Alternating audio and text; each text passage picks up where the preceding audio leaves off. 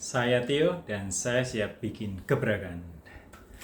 Petani di Indonesia terkadang mengalami permasalahan ketika panen, yaitu panen menurun dan juga harga gabah juga turun ketika masa panen tiba. Salah satu penyebab panen turun adalah kesuburan tanah karena sering banyaknya pupuk kimia sehingga mempengaruhi kesuburan tanah, dan juga harga padi yang biasanya turun ketika panen bersama. Kemudian yang kedua, konsumen beras. Sekarang banyak sekali masyarakat yang aware akan kesehatan, wellness, healthy lifestyle. Nah, di situ pasti akan membutuhkan beras alami yang segar tanpa bahan pengawet, dan juga beras khusus untuk diet, biasanya beras merah, brown rice, dan beras organik. Untuk itu, Theo hadir, Theo Rice, dengan tanam sendiri, ada lahan di desa, kemudian kita seleb, kita giling secara alami, kemudian kita pasarkan ke konsumen. Theo Rice membawa SDGs untuk senantiasa melestarikan lingkungan lahan pertanian. Jadi ini bisa long life, bisa diturunkan ke anak cucunya, dan juga memproduksi beras yang alami, yang sehat, dan juga bisa digunakan untuk tujuan tertentu seperti diet, beras merah, organik, dan juga brown rice. Profit yang dihasilkan dari bisnis Theo Rice adalah penjualan beras. Kita beli gabah, kemudian kita olah dan kita jual. Di situ ada profitnya. Selain itu juga ada penghasilan dari penjualan sisa produksi, yaitu ada dedek atau katul, dan juga ada sekam atau rambut padi. Sehingga dedek atau katul ini bisa digunakan untuk feed maupun food. Untuk feed, untuk makanan hewan ternak, dan untuk feed itu bisa diolah menjadi sereal karena katul mengandung vitamin B. Dan juga sekam digunakan untuk bahan baku kertas dan juga untuk alas di peternakan unggas atau peternakan ayam pada umumnya.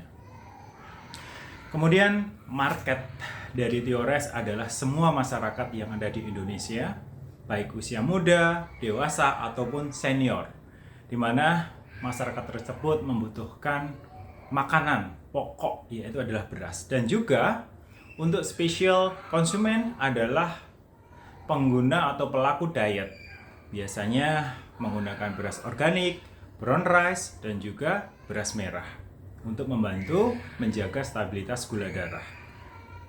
Selain itu, pangsa pasar Theo Rice antara middle dan juga middle up. Middle untuk masyarakat yang perekonomiannya standar, dan juga middle up biasanya untuk kualitas beras Theo Rice yang kualitas premium, sedangkan medium untuk kelas menengah. Dan juga ada kelas khusus untuk kesehatan tentunya. Masyarakat yang aware akan kesehatan banyak lari menggunakan beras merah, beras brown rice, dan juga beras organik dari Theo Rice. Itu adalah diversity atau macam-macam produk Theo Rice yang kita olah sendiri dari lahan, dari petani di desa. Kita olah, kita jemur dengan kering matahari, sinar matahari, dan kemudian kita seleb juga secara modern dan higienis tentunya. Untuk penjualan Theo Rice ada B2B dan juga B2C. Akan tetapi sekitar 75% ini masih penjualannya adalah B2B, business to business. Ada rumah makan, kemudian catering, dan juga toko bahan pokok atau toko beras dan sebagainya. Untuk 3 tahun ke depan saya harapkan Theo Rice sudah bisa masuk pasar nasional seluruh Indonesia, tidak hanya di Jawa saja, dan kemudian kita akan membuka showroom beras sehat. Di situ kita akan mengedukasi orang, masyarakat tentang kebaikan dan penggunaan beras yang cocok agar tidak menjadi salah satu sumber diabetes, dan juga untuk tercapainya SDGs, yaitu keseimbangan alam atau lahan.